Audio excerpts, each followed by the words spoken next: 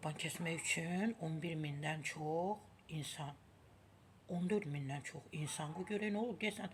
14 min 372 nəfər xəstəxanaya yerləşdirilib. Hadisə baş verib Türkiyədə Qurban Bayramında və Qurban Bayramının ilk günündə.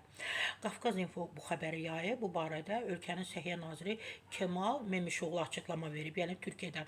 Onun sözlərinə görə Ankarada 1049, İstanbulda 705, Konya'da 655, Gaziantep'də 634, Manisa'da 572 nəfər olmaqla ümumilikdə 81 vilayətdə 14.372 nəfər qurban kəsmək istəyərkən aldıqları xəsarətlərə görə səhiyyə müəssisələrinə müraciət edib.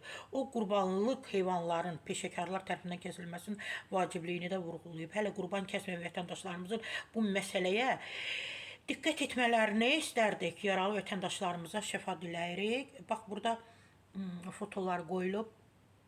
Mənim o canlı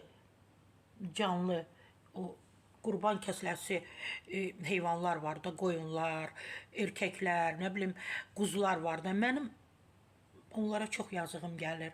Bilmirəm, bir canlı. Onu yeməlidir, nə bilim, kababını çəkməlidir, bozbaşın küftəsinin dolmasını etməlidir. Güya nəyisə arzu edib, bir canlını qoyur ayağının altına və onu bıçaqla, baltana, nə bilim, nəylə kəsir. Mən həmişə demişəm, əleyhinəyəm,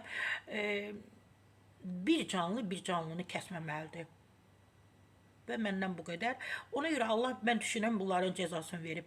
14 min adam xəstəxanaya, yəni o müəssisələrə, səhiyyə müəssisələrinə müraciət edib yaralandıqları üçün. Sara Səfra Bahadurdan məhz bu qədər.